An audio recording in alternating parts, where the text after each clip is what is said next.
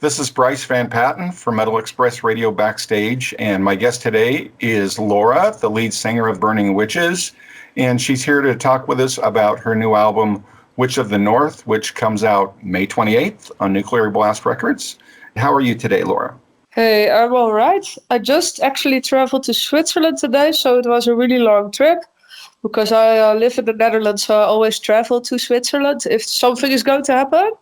And yeah, we're going to record another clip and do a live stream. We're going to rehearse a bit, stuff like that. So yay. Awesome. If by chance somebody wasn't familiar with the Burning Witches and their music, how would you describe the band and your guys' sound? It's old school heavy metal. Yeah, I think we have a lot in common with Manowar. And yeah, you basically can recognize probably a lot of styles because we draw inspiration from everywhere, from the 80s and old school metal. So last year, you guys had a change of lineup when Sonia left the band. How was the process of finding the new witch? Yeah, it was. We did have some additions and talks, and eventually it was just, I think, the easiest and probably also, the nicest for the band to ask Larissa because she actually lives also in Brugge and everyone knows each other already a little bit. Yeah, that's why it in the end it was kind of an easy choice, I guess. So yeah, and of course, because I don't live there, I'm kind of the only one that didn't really know her already. So that was nice, It's just a familiar person. We love her, and we also know that she really likes old school stuff. So, for example, she has this Ram It Down cover artwork from Judas Priest on the wall, stuff like that. So she's a good one for that.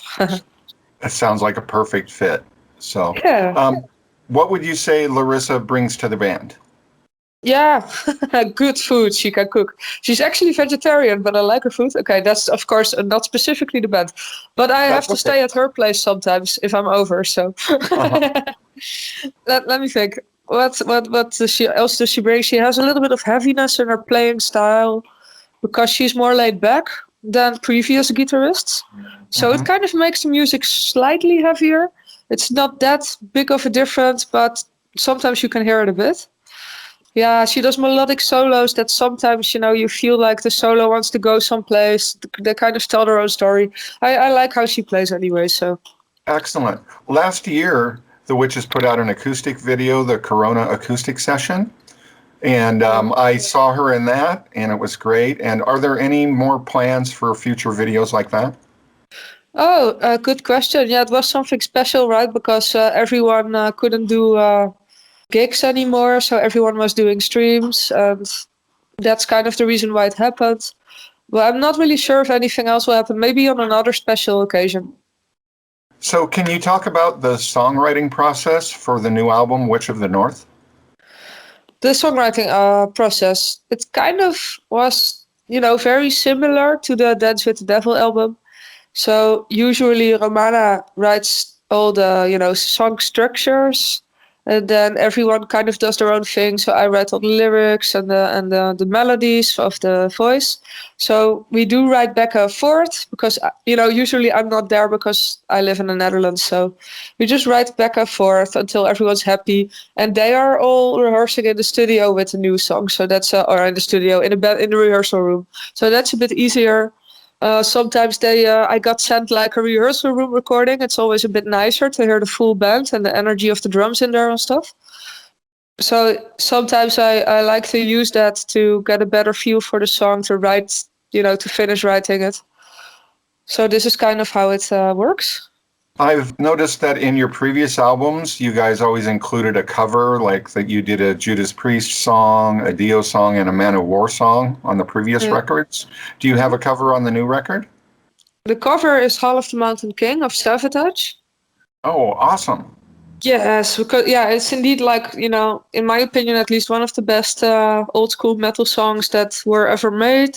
And it really fits we did actually for the writing process. Okay, we did choose a theme again, and we wanted it to be a bit more storytelling than at least the previous album. So we came up with The Witch of the North, yeah, we really wanted a cover to fit this this vibe, and I think this one does a pretty good job at that. Plus, it's just I actually was looking for something to cover myself because I like covering songs sometimes.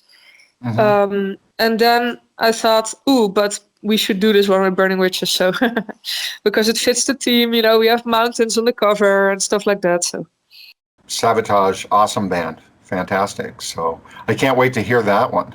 You guys have some shows booked in Europe this summer. Are there tour plans, or are you just doing some festivals? that's a good question. Well, this summer, I'm not really sure what will happen. Maybe at the end of the summer, we have some standalone gigs. And we have the tour planned for autumn and winter with Primal Fear. So I really hope everyone gets vaccinated on time and we can do the gig. So we'll see what happens. That would be an awesome tour with Primal Fear. Are there any plans to come to the U.S. anytime soon? Yes, we do have management now in the US, and we were kind of planning to go there with Dance with the Devil. But yeah, now hopefully, as soon as Corona is over, we go there. So. Can you talk about any other ways that the COVID crisis affected your ability to make a living as a musician? I know that, a lot of pop schools and, you weren't really allowed anymore to give face-to-face lessons. So a lot of people, went to Skype or Zoom or something like that to do it online. I also did it.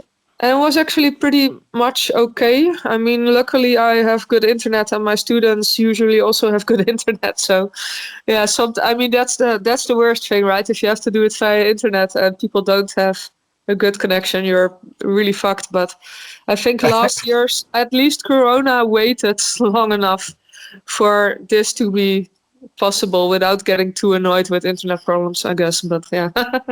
Yeah. So you give vocal lessons? Yeah. That's awesome. How long have you been doing that? Ooh, a good question. I have to think. I kind of studied for it. So when I was finished or almost finished, I started to do it regularly. Let me think. I think it must have been 5 years by now. Do you guys have plans for any more videos from this album? Yes, we do. We want to do 2 more video clips. I'm not really sure if I can share that, like which clips. La la, la la. Are you there? No, she isn't. Okay. No, I was thinking maybe I can ask Lala because I'm now at Lala's place, but I think she's gone. No. No problem. But more video stuff coming. Yes, we're going to do that. That's also one of the reasons why I'm so early here. So we're going to do a clip tomorrow. Yay. Awesome. Did you have anything else that you'd like to talk about or share with the fans for the radio station?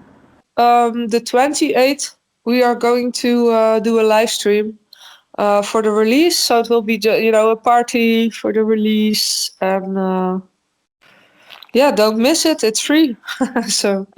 Excellent. So we can just find that on your Facebook page, probably? Yes. Yeah, we announced it, and there's going to be more information on the 28th, I think. Yeah. Excellent. Well, I want to thank you so much for joining me today, Laura, and really looking forward to the new record and wishing the best of success to you. And it would be fantastic to see you guys over here. Yeah, it would be cool. Thank you too.